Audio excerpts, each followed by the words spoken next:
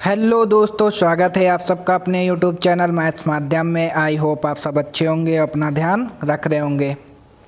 वैसे आप लोगों को लगता है मेरी क्लास अच्छी नहीं लगती है, ना कोई शेयर करता है और ना लाइक्स आते हैं क्लास में। वही चीज़ आपको 1 घंटे में दी जाती है, 15 क्वेश्चन कराए जाते हैं और मैं आपको आधे घंटे से भी कम समय में 15 क्वेश्चन कराता हूँ और अच्छे से अच्छा मेथड बताने की कोशिश करता हूँ। फिर भी आप लोग ना शेयर करते हैं ना लाइक करते हैं क्लास को। चलो कोई बात नहीं, शुरू करते हैं अपना सेशन। ये 8 दिसंबर की 3rd शिफ्ट होगी।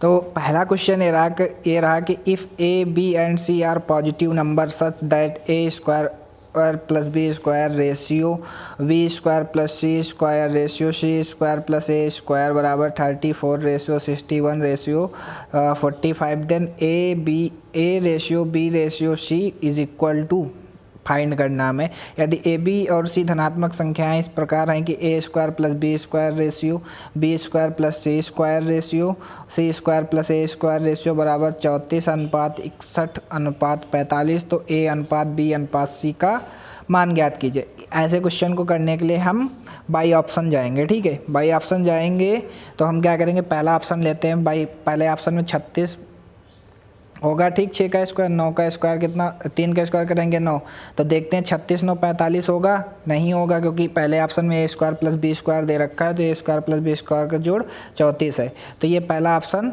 नहीं होगा। ठीक है, ये कट कर देते हैं, पहला ऑप्शन नहीं होगा। दूसरे ऑप्शन में भी यही करेंगे, 3 तक की 9, ए का स्क्वायर और 6 का स्क्वायर यानी 36, तो ये भी हो जाएगा 36 9 45, ये भी ऑप्शन नहीं होगा क्योंकि जोड़ हमारा 34 आना चाहिए। देन हम थर्ड ऑप्शन में जाते हैं। थर्ड ऑप्शन में भी करेंगे तो क्या करेंगे, 3 के स्क्वायर करेंगे 9, 5 के स्क्वायर करेंगे 25 और 6 का स्क्वायर करेंगे 36। ठीक है, तो हमें पता है 25 9 34 पहला ऑप्शन हो गया। अब 2b square plus C square का योग कितना आना चाहिए, 61 आना चाहिए। 36 और 25 का योग कितना आएगा, 61 आएगा। और फिर बोला गया सी स्क्वायर प्लस ए स्क्वायर का योग कितना आना चाहिए, 36 और 9 45 होना चाहिए। तो यानी ऑप्शन नंबर सी सेटिस्फाई कर रहा है। तो ए अनुपात बी अनुपात सी का मान जो होगा वो होगा 3:5:6, यही आंसर हो जाएगा। चलते हैं हम अपने अगले क्वेश्चन पर। अगला क्वेश्चन ये रहा है कि when a number is divided by 4 5 6 and 9 the remainder is 3 in each case if the number is the smallest 4 digit number then what is the sum of the digits of the number is. जब किसी संख्या को 4 5 6 और 9 से विभाजित किया जाता है तो प्रत्येक स्थिति में शेषफल 3 होता है। यदि संख्या 4 अंकों की सबसे छोटी संख्या है तो संख्या के अंकों का योग क्या है। तो हम मान लेते हैं इसको भी, अगर हम बाई ऑप्शन जाते हैं तो ज़्यादा बेटर रहेगा। भाई 9 का विभाज्यता के नियम कहता है कि जो है कि संख्या के अंकों का योग 9 से कटना चाहिए। ठीक है, तो हमें पता है अगर शेषफल 3 प्राप्त हो रहा है तो वो संख्या 9 से छोटी ही होगी। ठीक है, तो पहले अंकों का योग यानी 1 1 2 ही होगा, 3 1 4 ये होगा और 2 ये 0 1 होगा, है ना इसका, और 2 1 3 यानी इसका यही ऑप्शन होगा, यानी आंसर नंबर ए सही हो जाएगा, यानी 12 ही होगा। बट मैं इसको मेथड से बता देता हूँ। ये 4 5 6 और 9 इसका एलसीएम लेंगे तो हमें पता है 180 होगा। ठीक है, 180 एलसीएम होगा। ठीक है, अब बोला गया था कि ऐसी संख्या जो 180 में हम क्या मल्टीप्लाई कर दें, ठीक है, जो शेषफल 3 दे। ठीक है, 4 अंकों की वह सबसे छोटी संख्या होगी। तो हमको पता है 180 से 180 में अगर हम 6 की मल्टीप्लाई करते हैं तो वो 4 अंकों की संख्या बन जाएगी। ठीक है, तो के बराबर हम 6 रख देंगे, के बराबर हमारा रख देंगे 6। ठीक है, तो के गुणे 6 प्लस 3, तो ये आ जाएगा तुम्हारा 6 0 0 6 6 8 48 और 6 कम 6 4 4 10, 1080 प्लस 3 यानी 1083 हो जाएगा। ठीक है, यही संख्या होगी जो विभाजित करने पर 4 5 6 से, तो वो शेषफल तुम्हारा कितना देगी, 1000, ये शेषफल तुम्हारा 3 देगी। तो हम इसके अंकों का योग जोड़ेंगे, 8 3 11 11 1 12, अंकों का योग हमारा 12 आएगा, यानी ऑप्शन नंबर ए सही हो जाएगा। चलते हैं हम अपने अगले क्वेश्चन पर। अगला क्वेश्चन ये कह रहा है कि if A 80% of 50% of A is equal to 3 times of 20% of B, then by what percent A is more or less than b. यदि ए के 50% का 80% बी के 25% के 3 गुने के बराबर है तो ए बी से कितना प्रतिशत अधिक है। ठीक है, अब हम क्या करेंगे,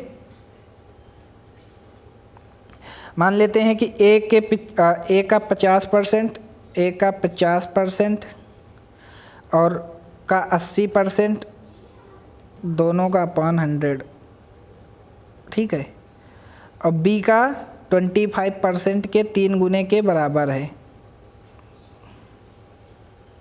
इतना समझ गए जी। 100 से 100 ये कट जाएगा और परसेंटेज 50% का 80% यानी परसेंटेज का कोई मतलब ही नहीं रह गया, तो 00 से 00 ये कट जाएगा और 5 बच्चे 25 ये हो जाएगा। ठीक है, और ये आ जाएगा a गुणे 8 बराबर b गुणे 15। ठीक है, तो a अपॉन b निकल के आ जाएगा तुम्हारा 15/8। ठीक, अब बोला क्या गया था कि a b से कितना प्रतिशत अधिक है। a कितना ज़्यादा है 7, b से तो 7/8 गुणे 100। ठीक है, तो ये निकल के आ जाएगा तुम्हारा 700/8। काटेंगे इसको, 8 अट्ठे 64 यानी 64, यानी एक ही ऑप्शन है अधिक वाला 87.5%, यही हो जाएगा आंसर।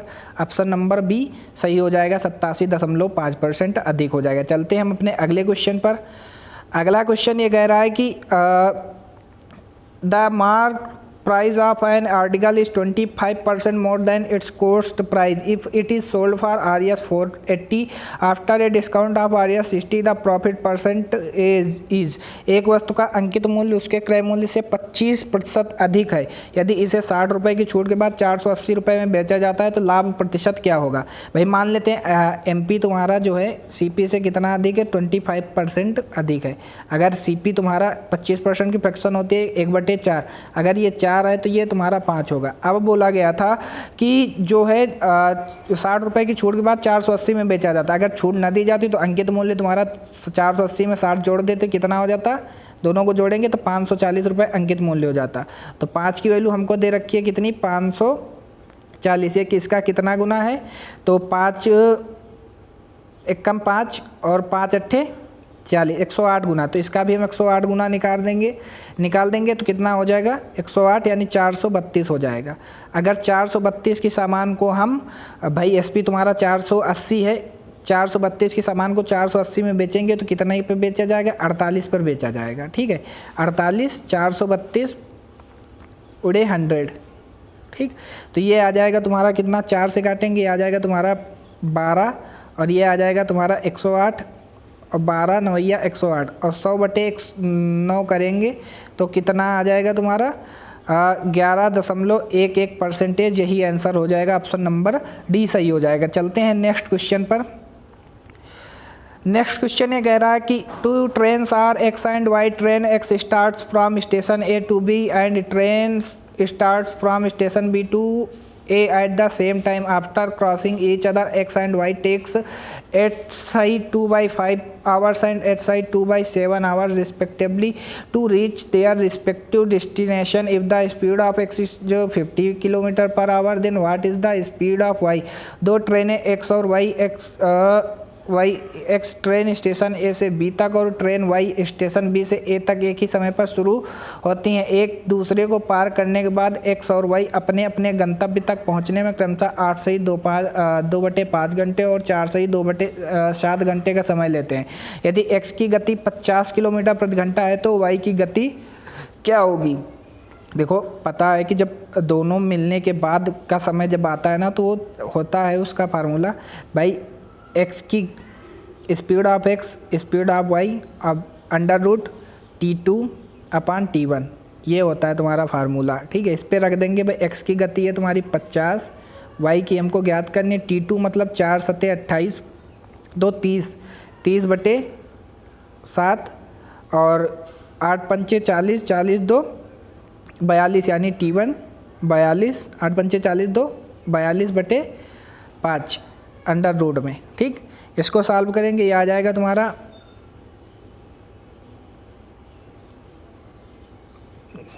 50/22, ठीक। अंडर रूट कितना बचेगा, अंडर रूट इसको सॉल्व कर लेते हैं यहाँ पे, ये आ जाएगा तुम्हारा 6 पंचे 30 और 6 सत्ते 42, ये 5 ऊपर गुणा करेगा यानी 5, और ये 7 इसके साथ गुणा करेगा 7 के साथ, तो ये निकल के आ जाएगा तुम्हारा 25/49। अंडर रूट निकाल देंगे इसका, ये आ जाएगा 50/y बराबर 5/7, ठीक। तो ये आ जाएगा 10×5 = 50, y बराबर तुम्हारा निकल के आ जाएगा 70 km/h, यही आंसर हो जाएगा। चलते हैं अगले क्वेश्चन पर। अगला क्वेश्चन ये रहा कि in an examination the average score of 52 students is 45 if the highest and lowest mark obtained by only one student each are removed, then the average score of the remaining student will decrease by 1. What is the average score of the highest and lowest score?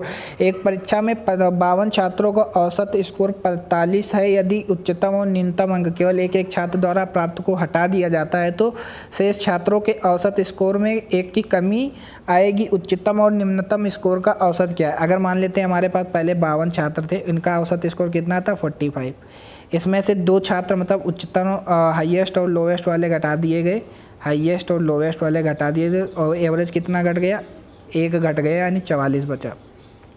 अब हमसे पूछा क्या गया है कि उच्चतम और निम्नतम स्कोर का औसत स्कोर क्या है, तो 52 की गुणा हम इसके साथ कर देंगे, माइनस में लगा है तो 52, और भाई दो लोग थे तो 2 से इसको भाग कर देंगे यानी 26, 44 + 26 कर देंगे, हमारा निकल के आ जाएगा 70, औसत निकल के आ जाएगा हाईएस्ट प्लस लोवेस्ट का।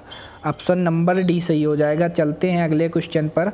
अगला क्वेश्चन ये कह रहा है कि in a circle is inscribed in a equilateral triangle of side 30 centimetre, what is the area of the circle.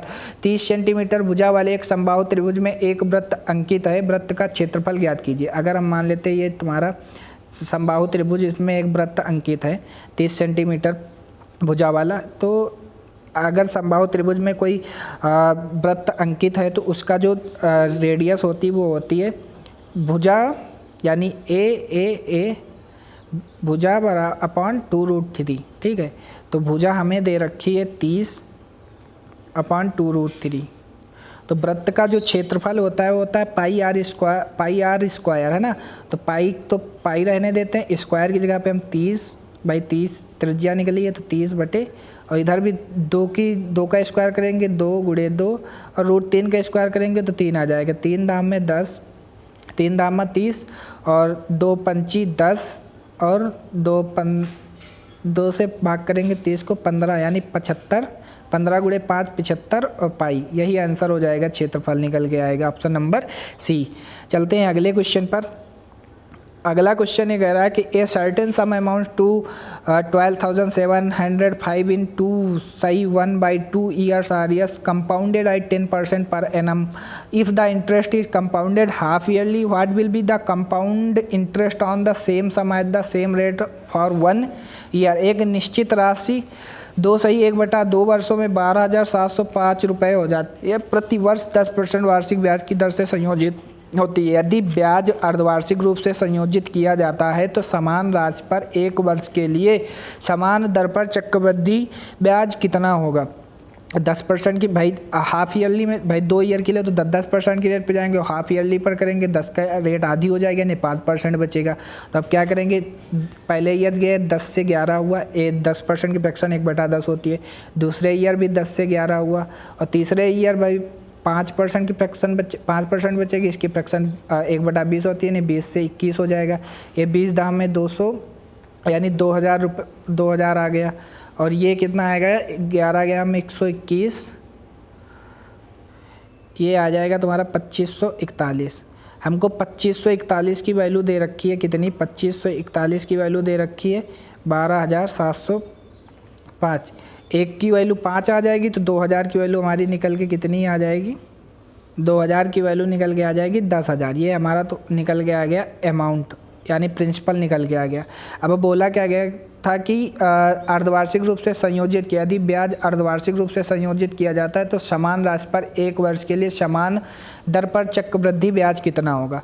अगर अर्धवार्षिक संयोजित होता है तो 5% की रेट होगी, 5% की फ्रैक्शन आपको पता है, ये 1/20 होती है, यानी 20 से 21, 20 से 21, ये आ जाएगा तुम्हारा 400 और 441। ब्याज कितना मिला, 41 रुपये का 400 पर, यानी 10,000 भाई 10,000 बटे 400 गुणे 441, ठीक है। तो ये 00 से ये कट जाएगा, यानी 25 आ जाएगा। 25 की गुणा हम किससे करेंगे, 441 से, सॉरी 441 ने 41 की वैल्यू हमको बतानी है ना, तो 41 की वैल्यू हमको बतानी, ब्याज बताना था ना, तो हमको 41 की गुणा कर देंगे हम 25 से, ठीक। 25 से 41 गुणे 25 करेंगे, हमारा निकल के आ जाएगा 25 एक कम 25 और हासिल लगे 2, 25 चौके 100 और 100 2 102, यानी 1,025 रुपये ब्याज निकल के आ जाएगा। चलते हैं हम अपने अगले क्वेश्चन पर।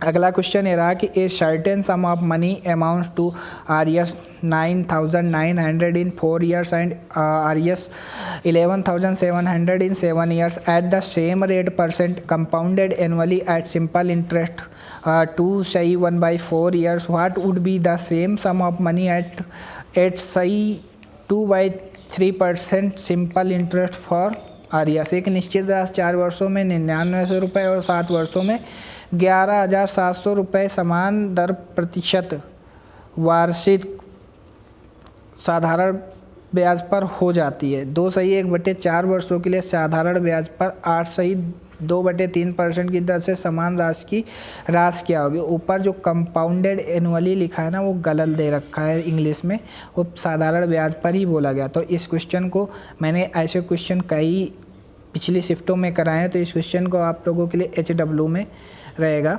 इसको आप लोग कमेंट बॉक्स में आंसर ज़रूर करना, ठीक है। वेरी इजी है।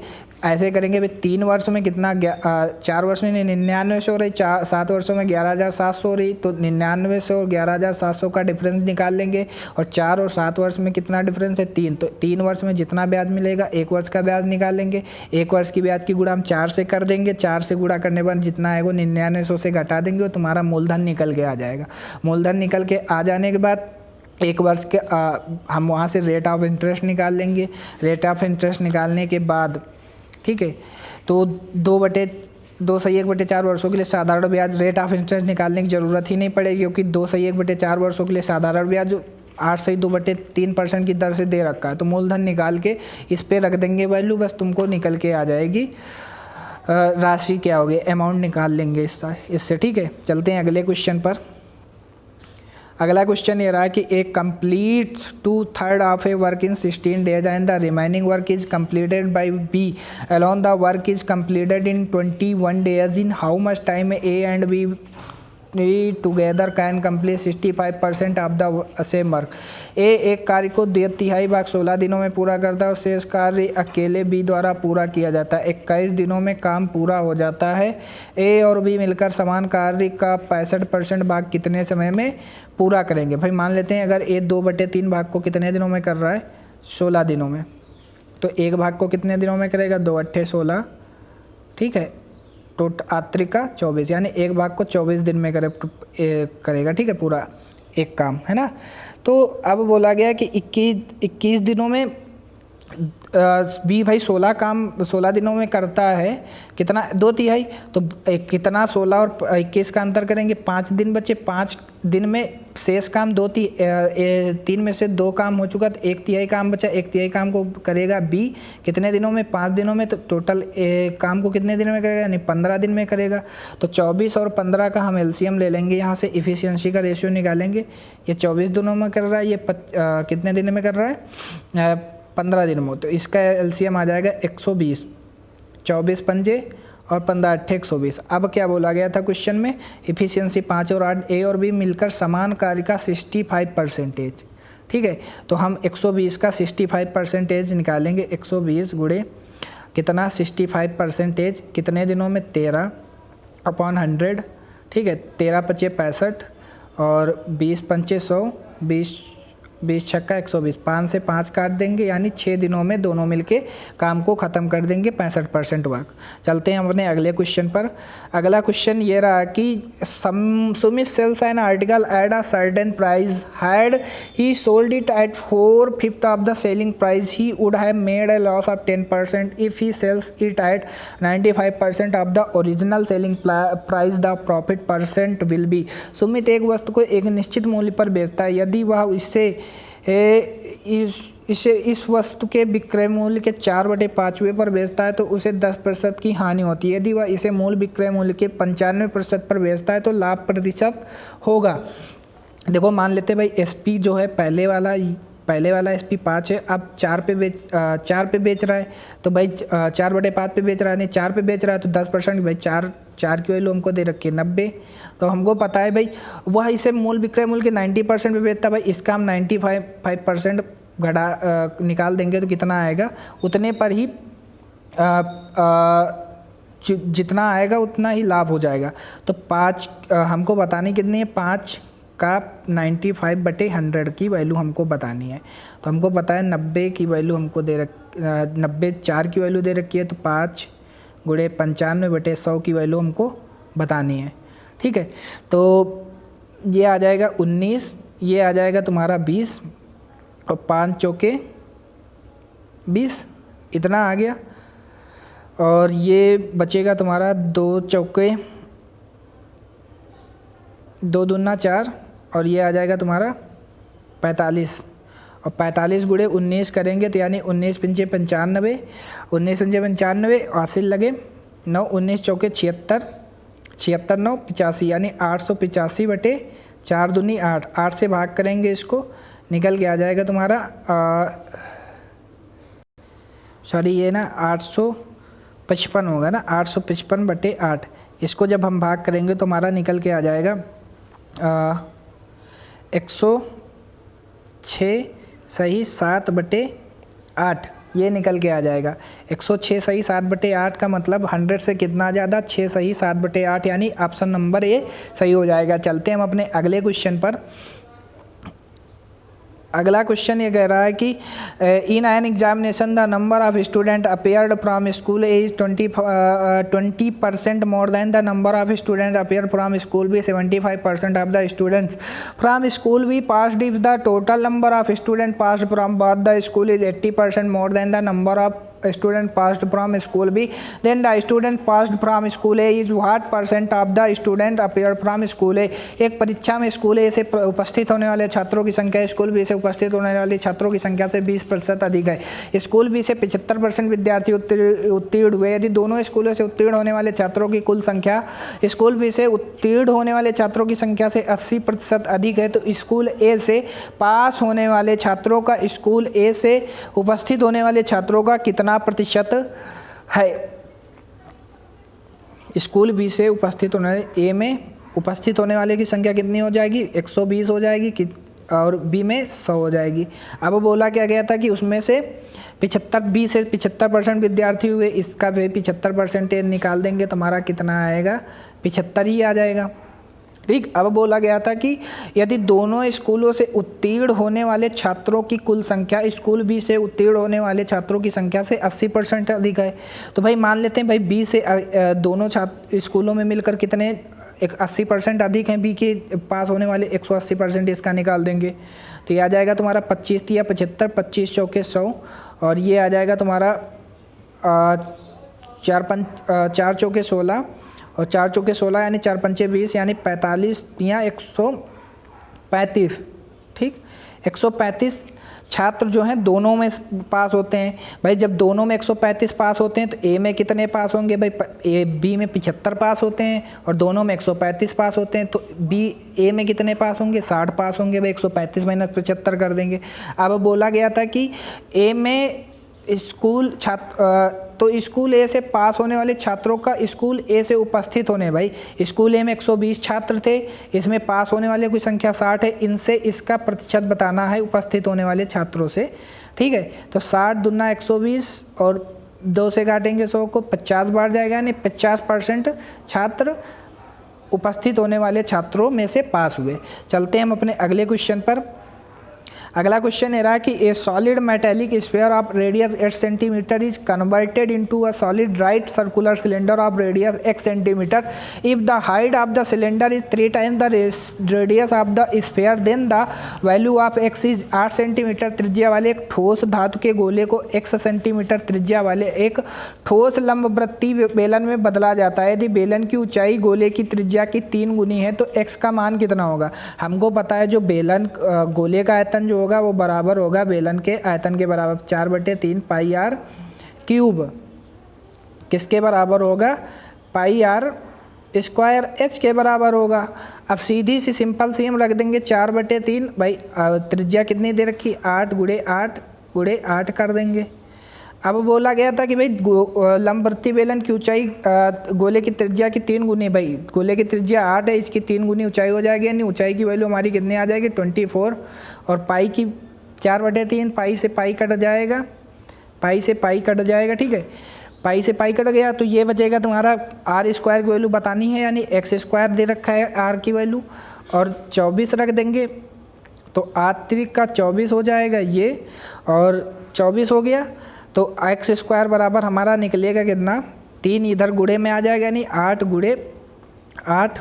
गुणे 4 को लिख सकते हैं 2 गुणे 2 में, अपॉन 3 को लिख 3 गुणे 3, अंडर रूट करेंगे इसका तो यहाँ से बनेगा 8 गुणे 2 और नीचे बचेगा 3, 16/3, 16/3 का मतलब हो जाएगा 5 सही 1/3, यही आंसर हो जाएगा। यानी x की वैल्यू जो निकल के आएगी वो 5 सही 1/3, यानी ऑप्शन नंबर डी सही हो जाएगा। तो गाइस सेशन को हम यहीं तक रखते हैं, मिलते हैं कल इसी टाइम पे, और सेशन कैसा लगा कमेंट बॉक्स में कमेंट करके ज़रूर बताइएगा, और होमवर्क में जो क्वेश्चन दिया है उसका आंसर ज़रूर करिएगा। तो मिलते हैं कल इसी टाइम पे। Thank you so much all of you and bye bye, take care.